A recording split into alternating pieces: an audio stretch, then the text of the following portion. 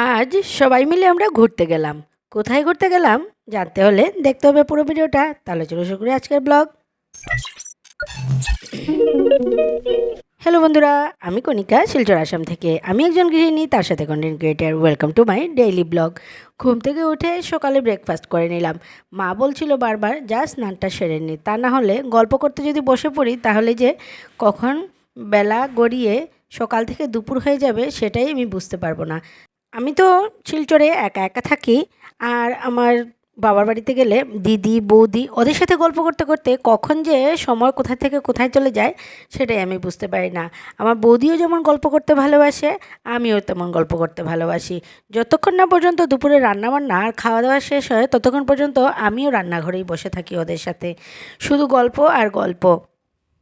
আমি বৌদিকে বলছিলাম আমরা দুজন এমন জমানার থেকে বিলং করি যাদের মোবাইল থেকেও বেশি প্রিয় গল্প করা। আমার বৌদি বলছিল ঠিকই, আমিও গল্প করতে ভালোবাসি আর আমারও গল্প করতেই ভালো লাগে। কারণ 2-4 দিনের জন্য যদি কেউ আসে তার সাথে একটু গল্প করে সময় কাটাতেই খুব বেশি ভালো লাগে। তাও না হলে তো মোবাইল তো সবসময়ই আছে।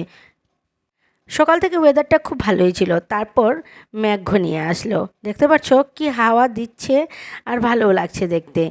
এত গরম পড়ে, গরম দিলে খুবই গরম, আর তা না হলে চট করে আবার বৃষ্টিও এসে পড়ে। খুব সুন্দর হয়ে গেল ওয়েদারটা। কিন্তু এই সুন্দরের পেছনেও একটা চিন্তা আছে। যদি মেঘ তুফান আসে তাহলে আমরা একটু বেরোবো আজকে, কিন্তু বেরোতে পারবো কি না সেই চিন্তাই করছি। তারপর চলে গেলাম বৌদির রুমে, গিয়ে দেখলাম বেড কভারটা খুবই সুন্দর। আমি ভাবছিলাম আমি এমন সুন্দর বেড কভার কেন পাই না।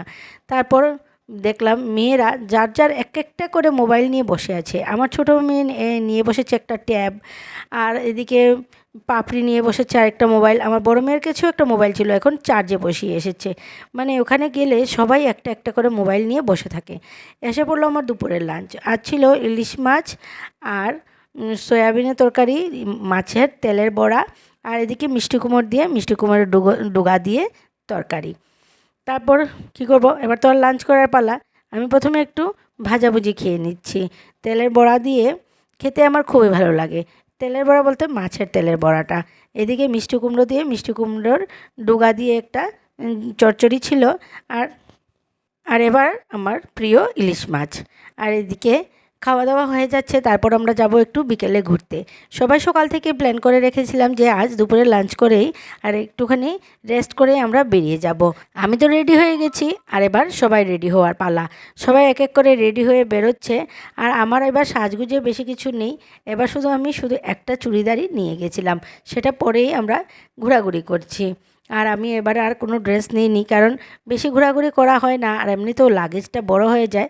তাই আমি এবার একদম কম জামাকাপড় নিয়েছিলাম। এবার সবাই রেডি হয়ে গেছি, আমরা সবাই বেরিয়ে যাচ্ছি। সবাই বলতে ওই আমরা ঘরের আমার বৌদি, আমার দিদি আর আমার বড়দার ছোটো মেয়েটা আর আমার 2 মেয়ে, আমি।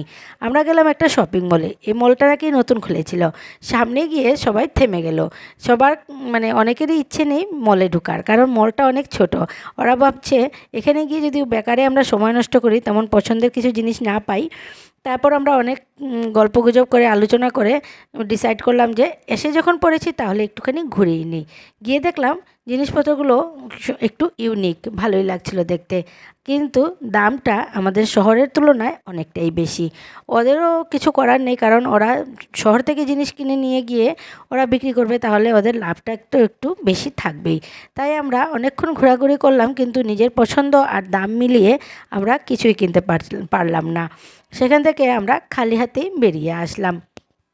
আমরা আজ তেমন দুঃখিত হলাম না, কারণ আমরা তেমন কেনাকাটার জন্য মানে ইচ্ছে নিয়ে যাইনি। আমরা শুধু ঘোরাঘুরি করতেই গিয়েছিলাম।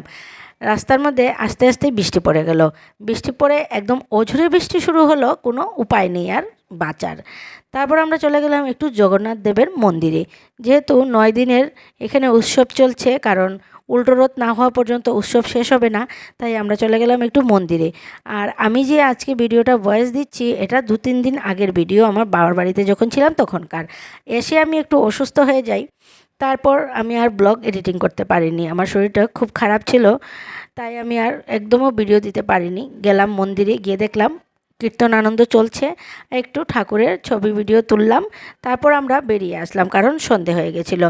কিন্তু ঝুরে বৃষ্টি থামার কোনো নামই নেই। সবাই এই বৃষ্টি অবস্থায় আমরা বেরিয়ে এসে পড়লাম কারণ সন্ধে হয়ে যাচ্ছে। তারপর আমরা ঘরে এসে চা আর সিঙ্গারা খেলাম। আসার সময় আমরা সিঙ্গারা নিয়ে এসেছিলাম। তাহলে আজকের ভিডিওটা আমি আর এখানেই শেষ করছি। ফিরে আসছি আবার নতুন একটা ব্লগ নিয়ে। ততক্ষণ পর্যন্ত তোমরা সবাই সুস্থ থাকবে, ভালো থাকবে, নিজের শরীরের প্রতি যত্ন রাখবে। Tata bye bye, good night, good night, love you all. দেখা হচ্ছে আবার নতুন ব্লগে।